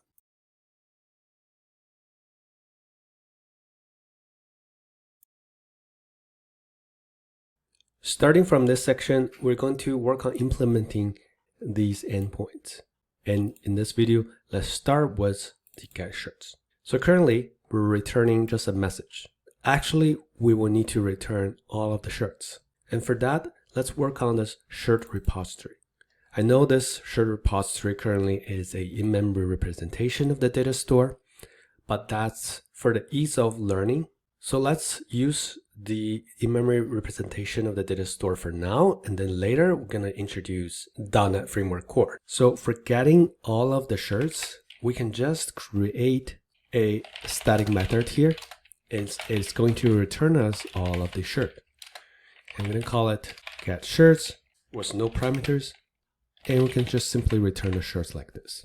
And go back to the shirts controller over here, and here all we need to do is to just call the shirt repository and get the shirts.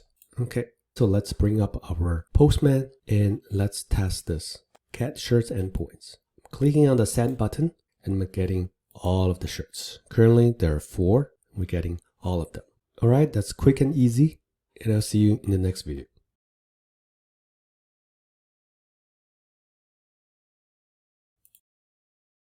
In this video, let's work on the create shirt endpoint since we have already implemented this get shirt by ID endpoint. Okay, so currently we are returning a message, and in order to replace this with actual creating the shirt, we'll need to work on the shirt repository to add a shirt into the list. So again, we're going to create a static method, and this add shirt method is going to return nothing, right? So it's void. And then add shirt will be the method name. We're going to pass in the shirt object that we want to add to the data store, right? Which is the in-memory list. And of course, we can simply do this, but there's just one problem with this because the object does not contain a shirt ID because we don't know what the ID is until we add it to the data store. But because this is not a database, so we'll have to manually generate the ID. So what we are going to do is we're going to say max ID, and then we're going to use link to get the maximum ID from the list. So we can just say max, and x goes to x dot shirt ID, and this will give us the maximum ID. And then we're going to assign a new ID to the shirt, and it's going to be just max ID plus 1. So now that we implemented this method, let's go back to our controller and let's work on implementing this. So we'll need to do some validation, and you can see that Visual Studio already anticipated that we need to check whether shirt is null or not. So we're going to just say this. If it's null, then we're going to return a bad request. We're going to do this for now, and then later we're going to work together to create a action filter. Okay, that's the simple validation that we have just implemented. But let's actually go to the models and look at the properties of the shirt. Do we allow 2 different shirts to have the same values for these 4 different properties? No, we cannot allow that because that doesn't make sense. So we need to do a validation for that as well. So let's go back to our controller and work on that validation. What we need to do here is to check whether a shirt already exists by providing the brand, the color, the gender, and the size. For that, we will actually need to add a method to the shirt repository. So let's go to shirt repository and let's add another get method here. So we're going to say static, and we're going to return a shirt. We're going to say get shirt by properties. Let's just name it like this. So we're going to compare the brand, and we're going to compare the gender, and also the color, and also the size. Why I'm using question mark all over the places? That's because when we go to the shirt, you can see that we're using question mark over here.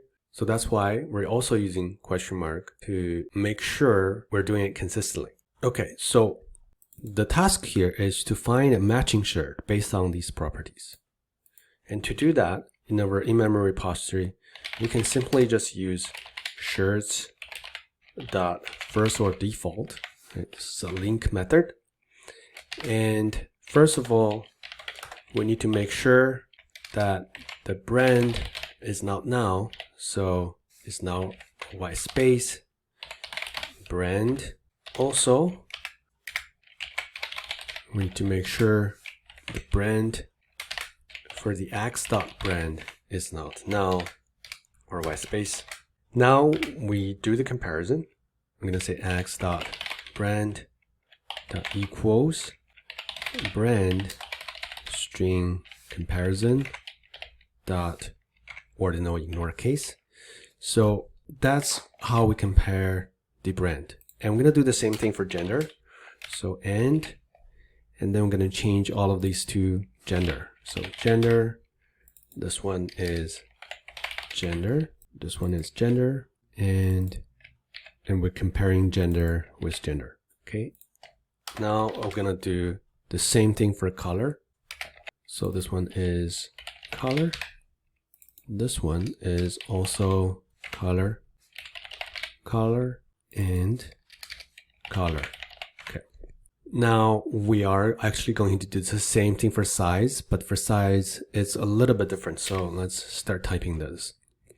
So we need to make sure that the size that is passed in has value, and we also need to make sure that the size of the element also has value, and also we want to make sure that size.value equals to x.size.value.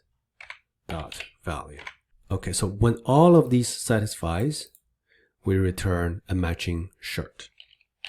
Okay, so now let's go back to our controller and let's try to find a existing shirt. Right? Find out whether the shirt exists or not. And we're going to use the newly created method in the repository, and that's getShirtByProperties, and we just need to provide the properties. Okay, this is brand and shirt.gender, shirt.color, and now last but not least, shirt.size. Okay, so if this one is not now, that means we already have a matching shirt. That means it's a bad request. We can provide a error message later when we implement the validation with ActionFilter. For now, let's just say bad request. Okay, so now we have all of the validations. And what we need to do is just to add a shirt into the repository. So add shirt and then shirt. And now instead of using the convenience method for returning HTTP status code 200, we need to use the convenience method to return HTTP created. I think that's 201. We need to say return created at action. And you can see that this one produces a status code status 201 created. Okay. And the first parameter is the name of the action, and we can say name of get shirt by ID. Okay. And then the second parameter is let's use the raw values. Okay. We can use dynamic object for the raw parameter here, and that's the shirt ID. Because once we add this shirt object to the repository, we have a shirt ID, right? And this shirt ID, along with the name of the action method, will return as a location header, which you're gonna see once we start testing. Last but not least, we need to provide the shirt object over here. So this is a convention of Web API when we are working on a create endpoint. We should return a created status code with a location header and the object itself as a JSON. Okay, we can test the endpoint now.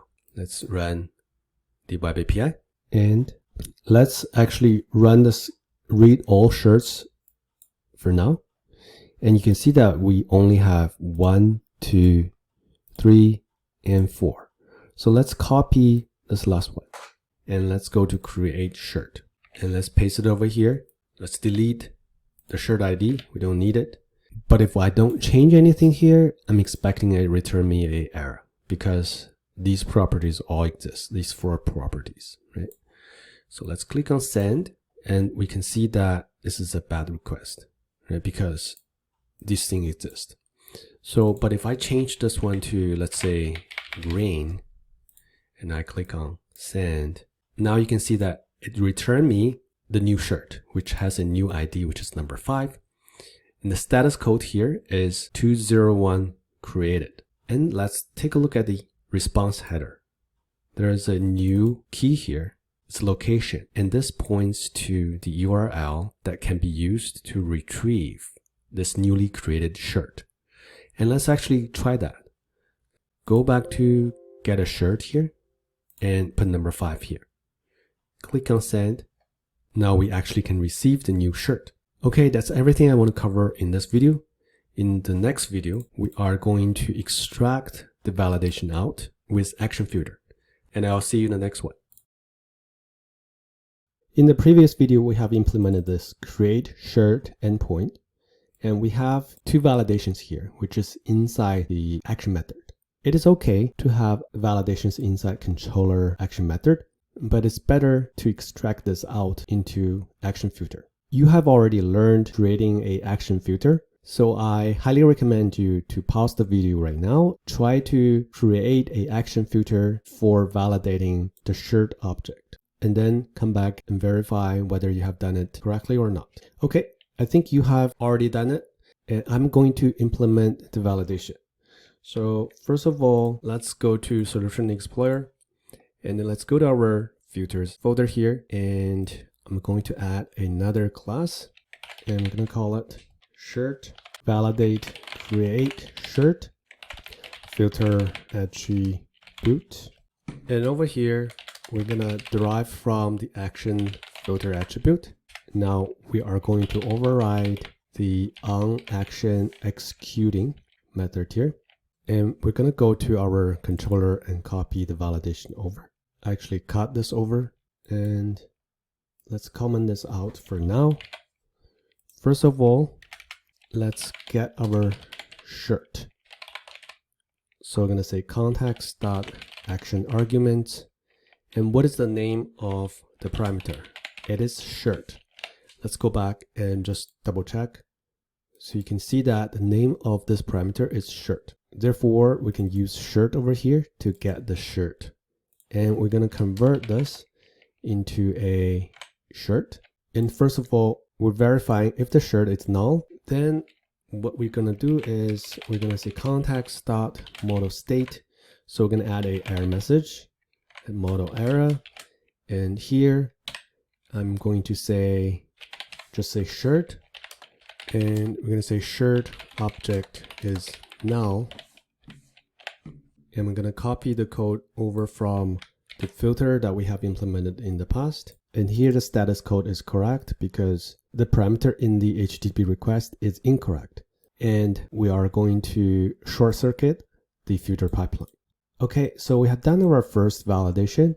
Now, if the shared is not null, then we're going to do our second validation. Okay, so let's copy this over here, and then let's change this part to include everything here. So copy and paste this over here. We're not distinguishing which one is incorrect. So I'm going to say shared. And then we're going to say shared already exists. That's the error message. And again, this is a 400 baht request, and we're short circuiting this. So that's how I implement it. And I can copy this over and paste it in the shared controller right over here. And we don't need to do any validation inside the action method, which makes this whole thing tidy and clean. And it also follows single responsibility principle. Okay, so let's give it a try. When we just run it, we have 4 different shareds. And again, this one is yellow. So let's actually just make sure we're trying to cause an error. So I'm going to remove the shared ID. And these 4 fields are the same. Therefore, it's going to create an error. And we can see that 1 or more validation errors occurred. Shared already exists. So we have this error message beautifully formatted and returned to us. And let's just make sure that everything still works if we follow the Sunny path. So let's change this color to purple. And I'm going to click on send button again. And we successfully got our 5th shard. And we should be able to just run this get query to return the 5th shard, which is correct. And if we run this, getting all the shards, we should be able to see 5 shards. This is the new shard we added, which is the purple one. Okay, that's everything I want to cover in this video. This video serves as a practice for creating an action filter for validating purpose. Okay, I'll see you in the next one. In this video, let's work on implementing the update shared endpoint. And for that, let's create the update shirt method in the shirt repository first. So let's go to our shirt repository and let's add a static method for updating the shirt in the memory repository. So what's going to be passed in is a shirt. And first of all, we will need to retrieve from the data store the shirt to update. And we're going to say shirts.first, and it's say x goes to x.shirtID equals to shirt.shirtID. So we are not using first or default because we're going to validate this shirt object in the controller first before we actually execute this method. So to update it, we can choose to use AutoMapper, but because this is just an in-memory database for learning purpose, I'm not going to use the AutoMapper here. So we're just going to update the properties one by one. This is actually everything we need to do here. And let's go back to the shirt controller and let's work on the update shirt action method. So first of all, we'll need to pass in a shirt object as well. Okay, and our first validation is to make sure that ID is the same as shirt.shirtID. If it's not the same, then I'm going to return a bad request. And then we're going to use shirt repository and just update the shirt. And for return type, usually we return no content, and no content is 204. Right? For update, if there's nothing wrong, we're going to return no content. Where seems to be done, but there's just one thing. What if the shirt is deleted from the data store before we execute this update shirt? We can try to verify whether the shirt is deleted or not just before line 42, but there's nothing we can do to prevent a deletion that happens in between. So therefore, here we'll have to use try catch. And we don't need to worry about what's the type of the exception, because here we're going to check whether the shirt still exists or not. Okay, so if the shirt does not exist anymore, then what we're going to do is we're going to say returning not found. If the exception is thrown because of anything else, then we'll just throw this exception out, which is going to cause a HTTP 500 internal server error. So that's a generic error for anything that is unhandled. Again, the reason why we're checking this is because we got exception, and that exception is caused by someone deleted the shirt just before the update shirt is executed in the repository. Okay, I think we're ready to give it a test. So let's run the web API and let's bring our Postman. First of all, let's read all of the shirts. Click on the send button. We have 4 shirts. And let's copy this one and paste it over here. Let's do a price update. So this is a Sunny Pass testing just to make sure that everything still works. We are seeing this error. Why is that? It's because I forgot to update the ID here. So this ID and this ID does not match. That's why we're seeing that. Okay, and we're going to use the same ID, clicking on the send button again. Now we see 204 no content. That means we have already updated our price on shirt number 4. Let's read all of the shirts again. Scroll all the way down, and we can see the price is updated to 35. Okay, let's go back to update shirt. Let's cause the second error, which is basically when the shirt doesn't exist. So let's click on the send button, and now we can see not found, right? So this error is caused by either someone deleted the shirt, or the shirt doesn't exist in the database in the first place. Anyway, it's the same type of error. Okay, so let's go back to our Visual Studio. There's one thing we need to do is for this update shirt action method, we need to validate the ID. What if the ID is smaller than 0, right? Less than 0. So we will need to actually use this validate shirt ID filter on the update shirt as well. This time, if the ID doesn't exist it's going to give us a shirt doesn't exist error, which is a 404 not found.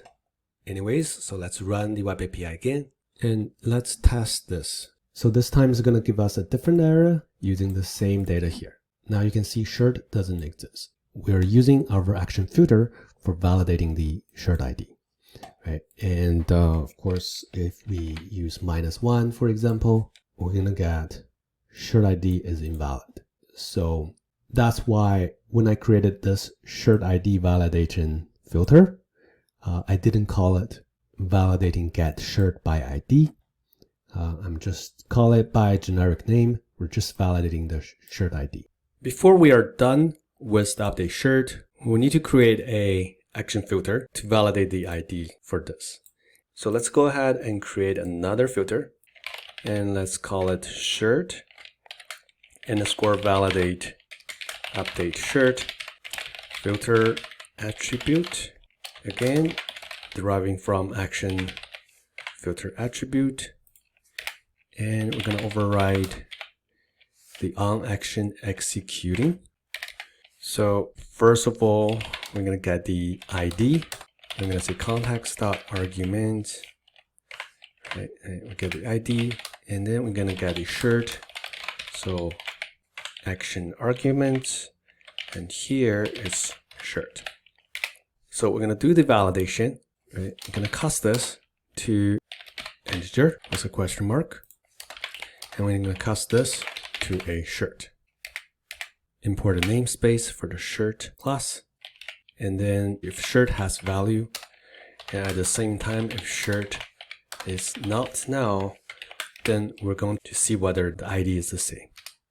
And if ID is not the same ID as the shirt ID, then we are going to, let's go to here and copy this, and we're going to say shirt ID is not the same as ID, returning a HTTP 400 BAT request. That's it. Let's copy this over to the controller, and let's decorate this with this new attribute, and we don't need to do this anymore. Let's run the test. All right, so let's make this one 4 and make this one 3 to cause that particular type of problem. Click on send button. We can see that the shirt ID is not the same as ID. The field is shirt ID. So when we see this error message, we know that our action filter is actually working. And actually, let's test actually updating this price to 60. So it's sending past testing, just make sure everything is still working. Okay, 204, no content. Going back, run this, get all the shirts. We can see the price is updated, 60. Okay, that's everything I want to do in this video. I'll see you in the next one. In this video, we're going to talk about exception handling in Web API endpoints. So previously, we worked on the update shirt endpoint, and we're using the try catch directly in the action method. This works perfectly, except that it's not that clean because the exception handling can be actually handled in exception filter, leaving the endpoint action method itself clean and tidy and follows the single responsibility principle. So therefore, in this video, let's use exception filter to handle the exception here. So let's go to the filters folder and create a subfolder. And let's call it exception filters. We can create another subfolder and call it action filters. And let's move these attributes because all of them are action filters. So let's move them over to the action filters folder, and let's adjust namespaces for moved files. Click on yes. So let's go to the exception filters folder and create a new class. And let's call this class shirt underscore handle update exceptions filter attribute. And this should derive from the exception filter attribute. And inside here, we can override the onException method. Within here, first of all, we need to get the shirt ID, because if we go back to the shirt controller, you can see that when we catch The exception, we're trying to use the ID to see whether shirt has been deleted or not. So therefore, let's go back to our exception filter. First of all, we need to get the ID. So context dot, you can see we don't have the action argument anymore. So how do we get the ID of the shirt? Although we don't have the action arguments, we do have something that is called raw data. And from raw data, we can actually get the ID. We can say raw data dot values. And here we have a list of value and we can just provide the key. And the key here is actually the name of that parameter. This would return us a object and it's actually a string. So we're gonna say str shirt ID equals this, and let's convert this to a string. And once we have that, we can then use try parse. So integer try parse, we're gonna parse the shirt ID to a integer. So just like that. And inside here, we're gonna do the same validation. So let's go to the shirt controller. Let's copy this and go back to the exception filter here. Let's say if shirt ID, we're gonna use the same logic here, and then we're gonna pass the shirt ID inside here. And once we found the shirt ID doesn't exist, that's where we're gonna short circuit the filter pipeline. And the way to do that is the same as the action filter. So let's go to any of the action filter. Let's copy one of them and let's go back to the exception filter, paste it over here. And we're having a problem with the shirt ID, right? And we can say shirt doesn't exist anymore. So basically shirt is deleted. And then the status code here, of course, is going to be not found. So 404 not found. And this result should be not found object result. So that's everything we need to do in the exception filter attribute. And now let's copy this filter and use that in the shirt controller. First of all, let's do control dot import new namespace. And then let's put this new exception filter over here. And let's remove the try catch because we don't need it anymore. We already have the exception filter to handle the exception. And this makes our action method clean, tidy, and following the single responsibility principle. We still keep the ID over here because the ID is needed in this filter and perhaps in this filter as well. So let's give it a test to make sure that everything still works. Let's run our web API. Okay, let's bring our Postman and we're looking at the update shirt. So we're having number 9 here. If we click on the set button right now, I know the validate shirt ID action filter attribute will be actually triggered. So let's click on it.